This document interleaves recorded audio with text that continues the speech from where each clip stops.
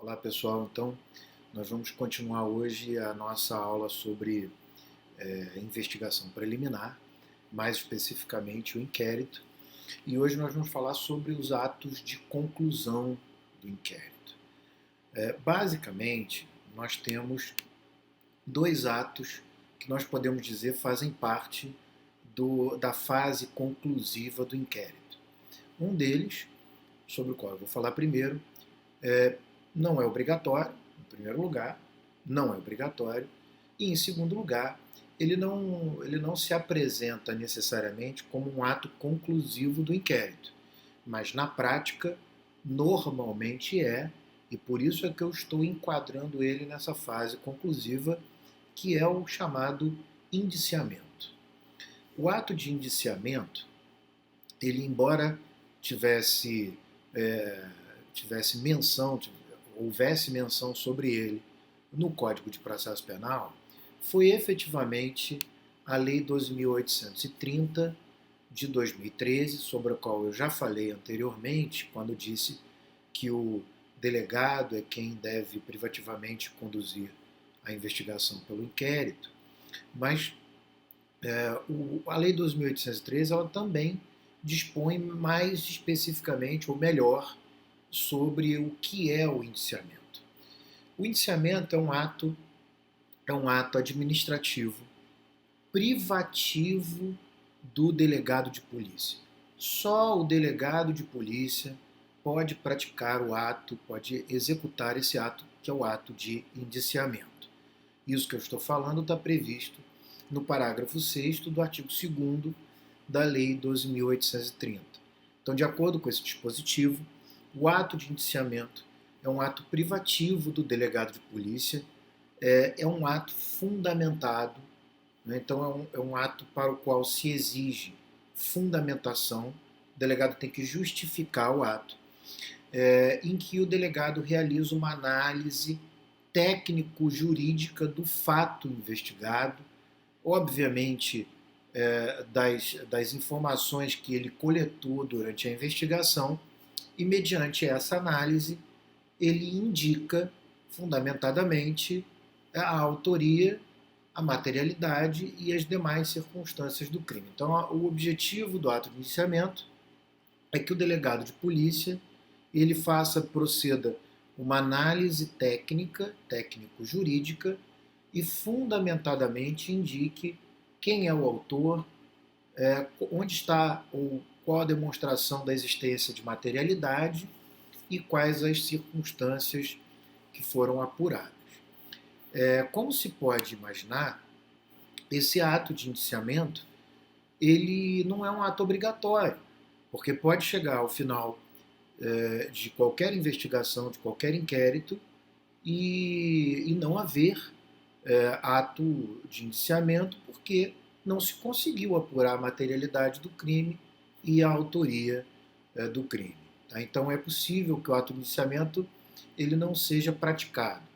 Outra questão também muito relevante é que esse ato de indiciamento pelo delegado de polícia ele não vincula o Ministério Público, né? Para quem, eu já vou explicar no próximo bloco, para quem será remetido, para o órgão que será remetido os autos do inquérito policial. Então, o delegado de polícia ele faz a análise técnico-jurídica, indica materialidade e autoria. Se não fizer, porque não apurou, obviamente ele não tem como realizar o indiciamento, e então ele realizando o indiciamento, embora eu já vou explicar como remeta para o Ministério Público não é obrigado a concordar com a análise. Portanto, o ato de indiciamento ele não só não é obrigatório, como ele não é vinculante. Segunda questão, o ato de indiciamento ele deve ser realizado em qualquer momento em que da tramitação do inquérito em que o delegado entenda que já tem elementos suficientes, porque como nós vimos na aula passada, a cognição é sumária, é um juízo apenas de probabilidade, então não é preciso deixar para ser feito ao final, mas normalmente ele é feito ao final, tá? Porque no final das investigações é que o delegado reúne as informações suficientes. Então vem a pergunta do para que serve o ato de indiciamento, já que ele não vincula o Ministério Público, já que ele normalmente é feito ao final.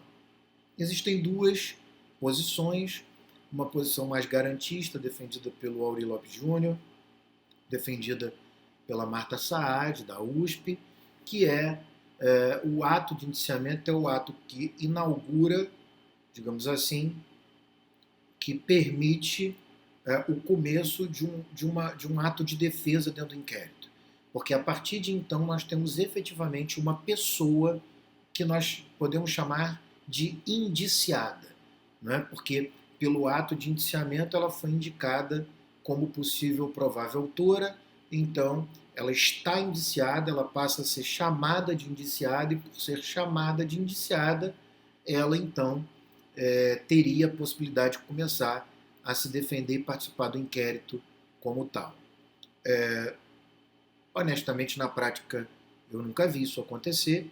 Isso de fato não acontece, portanto, essa mais do que uma visão garantista, me perdoem aqueles que a defendem, ela é uma visão romântica do ato de indiciamento.